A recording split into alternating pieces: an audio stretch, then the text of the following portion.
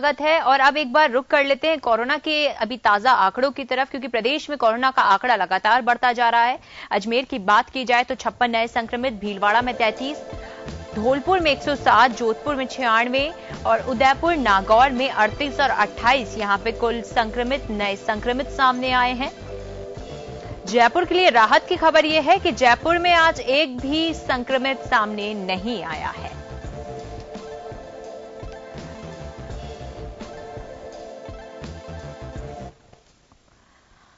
चलिए, इस पर और अधिक जानकारी के लिए संवाददाता सुदर्शन हमारे साथ लाइव जुड़ चुके हैं। जी सुदर्शन, प्रदेश में कोरोना का दायरा तो लगातार बढ़ता जा रहा है, मगर अगर जयपुर की बात की जाए तो जयपुर में अभी तक सुबह से अभी तक एक भी कोरोना पॉजिटिव नहीं मिला है, तो ये जयपुर के लिए राहत की खबर है। मगर और क्षेत्रों की बात की जाए तो वहां पर कोरोना का आंकड़ा बढ़ता ही चला जा रहा है। बिल्कुल, आपने सही कहा ऋषा। जन्माष्टमी की सुबह जरूर जयपुर के लिए राहत की बात है, लेकिन हम देख रहे हैं कि पिछले जो दिन बीते हैं, लगभग एक हफ्ते का समय जो बीता है, आप देखिए कि जयपुर में रोजाना शतक लग रहा है।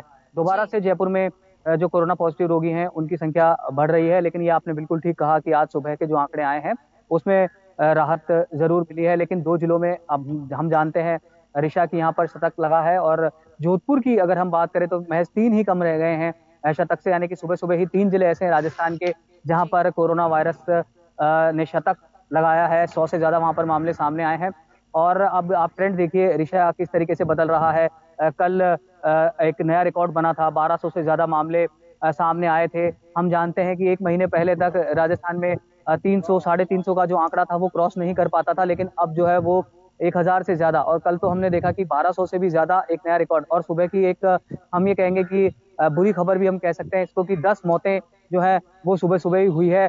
3 ऐसे जिले हैं जहां पर 2-2 मौतें हुई हैं, लेकिन वहां पर एक भी पॉजिटिव रोगी सामने नहीं आया है। साथ साथ में जो हॉटस्पॉट हैं ऋषा, वो भी लगातार यहाँ पर बदल रहे हैं। हमने देखा कि कल किस तरह से कोटा में दोहरा शतक जो कोरोना के रोगी थे उनका लगा। अलवर में अब एक तरह से ट्रेंड बदला है, वहां पर अब 50 के आसपास ही मामले सामने रह रहे हैं। और आपने सुबह देखा, सुबह की जो लिस्ट आई है उसमें यहाँ पर आए भी नहीं है।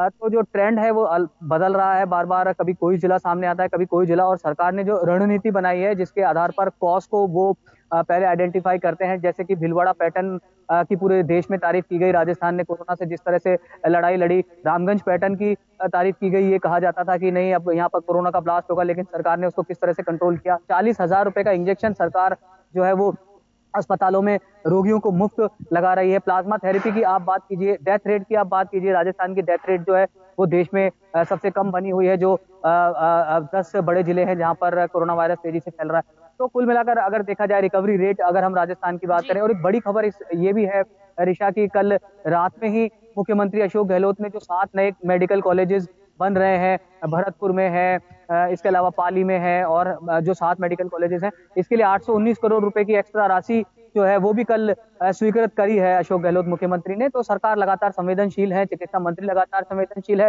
सरकार इतने बड़े संकट के बावजूद आप देखिए कि मुख्यमंत्री किस तरीके से 3-3 घंटे 2-2 घंटे रोजाना, कभी विधानसभा, होटल, इसके अलावा सीएमआर, सीएमओ, इन सब के बावजूद अधिकारियों के साथ में मीटिंग्स उन्होंने ली। और एक मैसेज, क्योंकि फिर नीचे के अधिकारियों में भी जाता है कि जब टॉप लीडर्स जो हैं, सीएम जो है वो इतने एक्टिव हैं इतने बड़े संकट के बावजूद, तो नीचे के अधिकारियों में भी इसीलिए जो ट्रेंड सेट किए हैं राजस्थान ने कोरोना को लेकर।